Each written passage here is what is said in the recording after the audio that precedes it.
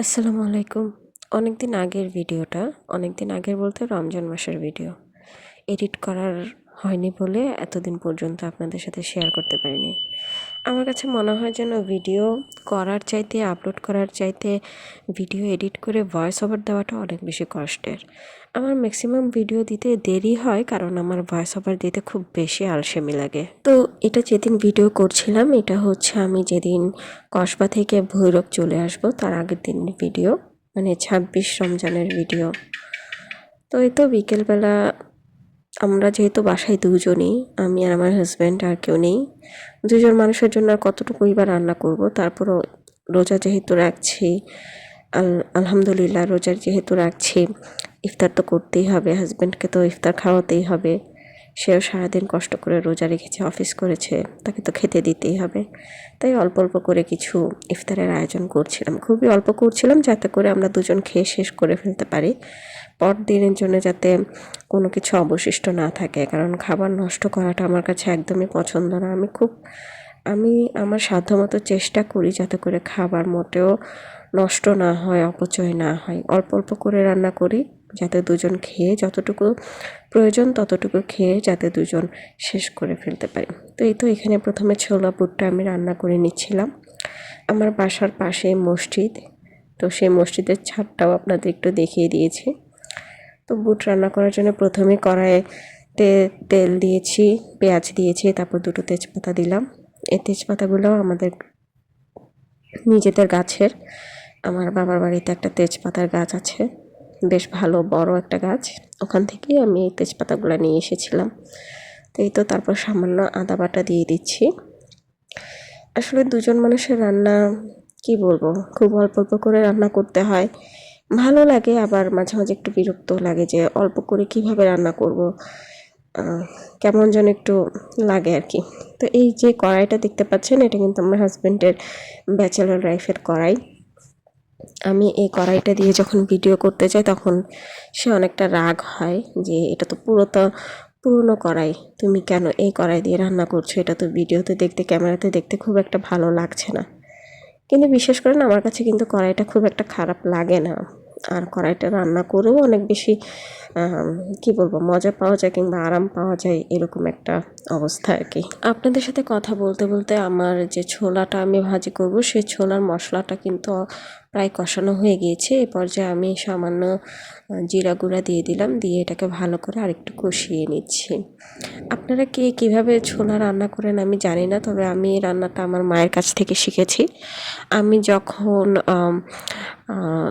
9-10 অথবা ইন্টারে পড়ে, আমার এক্স্যাক্টলি মনে নেই, তখন থেকেই আমি রমজান মাসে আম্মুকে টুকটাক এরকম রান্নার কাজে সাহায্য করতাম। তখন থেকেই আসলে প্রতিটা রমজান মাসে আম্মুকে সাহায্য করতে করতে আমি ইফতার বানানোটা খুব ভালোভাবেই শিখে গিয়েছি আলহামদুলিল্লাহ।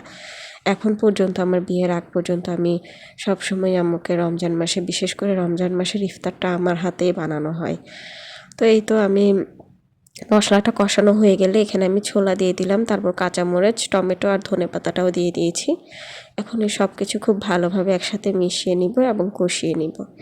তারপর এটা যদি হালকা একটু কষানো হয়ে গেলে এর মধ্যে আমি সেদ্ধ করে রাখা আলু যেটা, সেটা একটু হাত দিয়ে ভেঙে ভেঙে দিয়ে দিচ্ছি। ছোলার মধ্যে এরকম সেদ্ধ আলুটা ভেঙে দিলে কি হয়, ছোলাটা একটু বেশি আঠালো হয়, ঘন হয়, খেতেও ভালো লাগে। এর মধ্যে আরও ভালো লাগে যদি এর মধ্যে সামান্য একটু সয়া সস কিংবা টমেটো সস দেওয়া হয়, তাহলে ওটা আরও বেশি, অনেক বেশি খেতে ভালো লাগে।